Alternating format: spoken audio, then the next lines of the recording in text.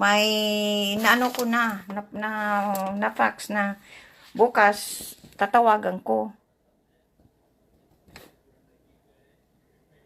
Hello? Bukas nga tatawagan ko. Ano, tulog ka na? Tulog na lang. Gawin lang yan. Okay. Kasi nabasa ko yung message mo. Sige, tulog ka na. Ginagawa mo? Ha? Ginagawa mo? Ikaw nga, si Gary Santana, sa akin, nag-contact. May message nga sa akin. Hindi, basta tawagan ko bukas at aalamin ko kung kailan. Natangga na yun kasi may napadala na. Hindi mo pwede tawagan, sabihin mo. Ha? Emergency lang talaga. Oo nga, sasabihan ko na kung pwede, ASAP. Yan ang sasabihin ko. Ano nga? Right away na ipadala sa akin, yun sasabihin ko. Kasi kailangan lang pala sabihin mo. Nasaan ka pa ngayon? Nandito pa din. Kasi pag umabot ng Friday, ang laki ng tubo nun, baka mag 10,000 yun kasi 1 week na yun. Oo. Ang gusto kong sabihin, saan ka ngayon nakatira? Bahay nga. O nakauwi ka na? Ay, nakauwi ka na. Hindi pa ako nagbayad dun eh. Bakit nakauwi ka na dyan? Hindi pa nga ako, nasa bahay ako ng tropa. Okay. Kala ko nakauwi ka na. Paano yan? Paano yan? Baka yung mga gamit mo. Ha? Ito muna ako kapag iya pa ako nakakapagbayad. Okay, basta yan, tawagan ko bukas na umaga, i-confirm ko kung na, para alam ko na. Ano oras na ba dyan? Ha? Oras na dito? Oras na ba dyan? Anong oras na dyan? Hindi ko alam. Hapon na yata. Oo. Ano na dito? Almost 11 o'clock na. Yeah. Maaga mo na lang tawagan yun. Oo nga, at bukas ko tawag. Pwede na bukas dito eh. Wednesday pa lang dito. Huwag ka ma-price stress nga. Huwag kang price. Kasi naman, parang di may iba-iba ka. Di ko nga nabasa yun. Ganun pala. Mabuti nga tatawagan ko. Dati itong isa, hindi nag-ano ng ganyan na okay daw, okay na. Yung sabi mo tawagin ko ulit, tinawagan ko at inano kung kailan ipapadala. By mail daw. Sabi ko, bakit by mail?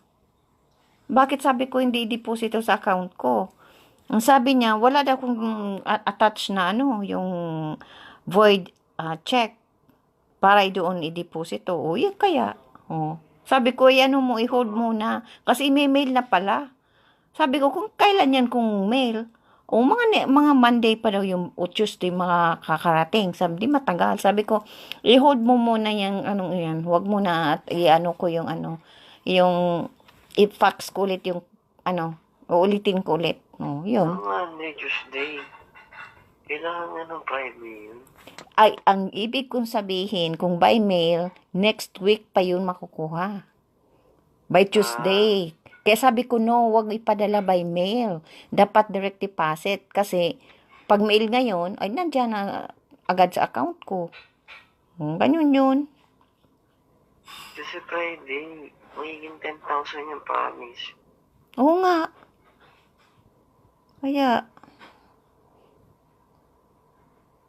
Kaya grabe. Tumaas ang tumaas. Kaya nga dapat man. Kaya nga dapat man. Kaya dapat iabot ng Friday yun para dito. Dito po. Oo. Grabe. Yan, Kaya nga bukas tawagan ko. Para sigurado. Maano na yun? Kasi ko na inaano na daw. Pagpa-process na. Kaya, ang gusto na lang nila, yung cheque, yung void check. Na doon, yung para ipadala doon. Para alam nila yung account ko, na may permission, galing sa akin, na doon i-deposito ang pera. O, ganun yun. Ngayon, pinadalahan ko na. Mga ano yan, sana agad, kasi kailangan ko na rin ang pera. Mm. Kaya, ayan. Sino yung nagbibigay sa yung 500? Yung sa ano, sa shoot. Ano yun, director o ano? Hindi, ano lang, supplier lang. Ay, grabe, nini. Sobraman. Nagbabayad kayo sa agency? Hindi ko nga kinuha. Grabe. Sobraman. Grabe yan, ano. Baka kinukupitan na. Kasi kung tanggapin, alam mo kung tanggapin mo yan, 500 na yan, ganyan na yan. Ibibigay sa iyo. Pag hindi mo tinanggap, yan. Sobraman. Na ganyan ang ano, ang talaga mga makupit wag. Paano kung hindi na sa'yo ibigay? Style nila yun. Ha? Style nila. Oh, paano kung hindi na sa'yo ibigay? Hindi yung pwede yun. Dami kong likers. Alam niya masisira siya. Oo, palagi, ano mo. Post lang ako. Oo, kaya nga, nakita ko yun.